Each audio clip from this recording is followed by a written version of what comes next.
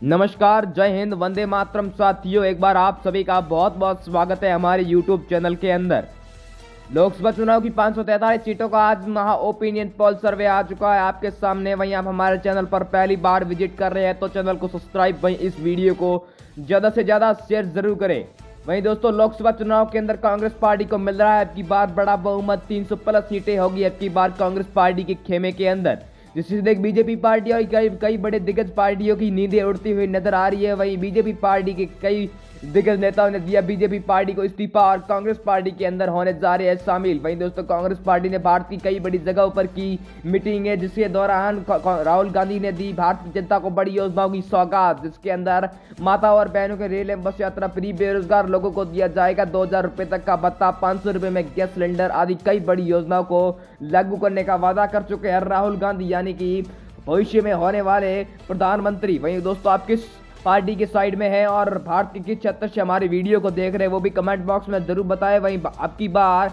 आपके वहाँ किस पार्टी की सरकार बनती नजर आ रही है और कांग्रेस का दबदबा आपकी बार फिर ज्यादा होता नजर आ रहा है। बात करी जाए आंध्र प्रदेश राज्य की कुल 25 सीटों पर, तो 25 सीटों में से इंडिया पार्टी के खाते में 14 सीटें, एनडीए के खाते में 10 सीटें और अदर के खाते में 1 सीट का आकलन होता हुआ नजर आ रहा है आपकी बार। वहीं दोस्तों, बात करी जाए अगली सीट केरल की कुल 20 सीटों पर, तो 20 में से 17 सीटें इंडिया पार्टी को, 2 सीटें एनडीए पार्टी को और 1 सीट अदर के खाते में जाती हुई नजर आ रही है आपकी बार। वहीं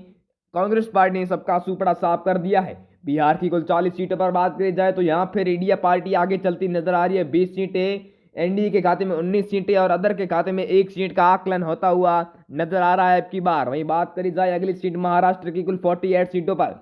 तो 48 सीटों में से इंडिया के खाते में 24 सीटों का आकलन होता हुआ नजर आ रहा है, बड़ा ही शानदार। 20 सीटों पर एनडीए और 4 सीटों पर अदर खाते में जाती नजर आ रही है। बात करी जाए हिमाचल प्रदेश की कुल 4 सीटों पर, तो 4 में से इंडिया के खाते में 3 सीटें, एनडीए के खाते में 1 और अदर के खाते में 0 सीट का आकलन होता हुआ नजर आ रहा है अब की बार। वहीं दोस्तों, बात करी जाए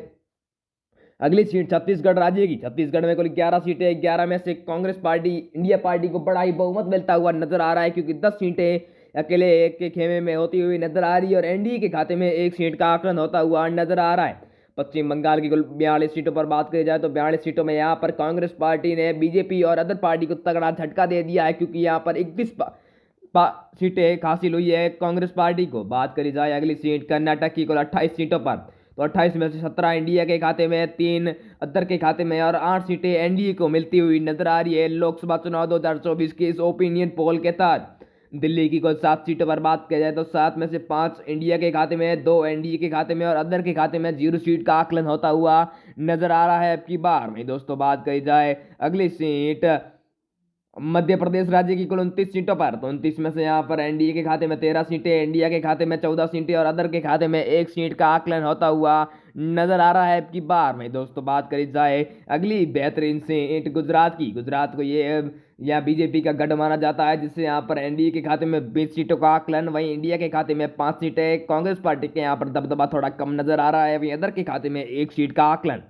बात करें जाए जम्मू कश्मीर की कुल 6 सीटों पर, तो 6 में से यहाँ पर एनडीए के खाते में 3 सीटें, इंडिया के खाते में 2 सीटें और अदर के खाते में 1 सीट का आकलन होता हुआ नजर आ रहा है आपकी बार। वहीं दोस्तों, बात करी जाए और फिर अगली सीट उत्तराखंड की, उत्तराखंड में दोस्तों कुल 5 सीटें, 5 में से एनडीए के खाते में 2 सीटें, इंडिया के खाते में 3 सीटें और अदर के खाते में 0 सीट का आकलन होता हुआ नजर आ रहा है आपकी बार। वहीं दोस्तों, बात करी जाए अगली सीट राजस्थान की कुल 25 सीटों पर, 25 सीटों में इंडिया को थोड़ा कम सीटें नजर आ रही है, 10 सीटें इंडिया के खाते में, 14 सीटें एनडीए के खाते में और 1 सीट अदर के खाते में जाती हुई नजर आ रही है आपकी बार। बात करी जाए असम की कुल 14 सीटों पर, 14 में से 7 सीटें इंडिया के खाते में, 4 सीटें एनडीए के खाते में और 3 सीटें अदर के खाते में जाती हुई नजर आ रही है आपकी बार। वहीं दोस्तों, बात करी जाए अगली सीट त्रिपुरा की कुल 2 सीटों पर, यहाँ पर दोनों सीटों पर दोनों को समांतर सीटों का आकलन होता हुआ नजर आ रहा है, यानी कि इंडिया के खाते में भी 1 सीट और एनडीए के खाते में भी 1 सीट, दोनों को एक एक सीट से संतुष्ट होना पड़ेगा आपकी बार यहाँ त्रिपुरा सीट के अंदर। हरियाणा राज्य की कुल 10 सीटों पर बात की जाए तो 10 में से यहाँ पर एनडीए के खाते में 5 सीटें, इंडिया को 4 सीटों का आकलन होता हुआ नजर आ रहा है, अदर के खाते में 1 सीट जाती नजर आ रही। मणिपुर राज्य की कुल 2 सीटों पर बात की जाए, दोनों को यहाँ पर 77 सीटों का आकलन होता हुआ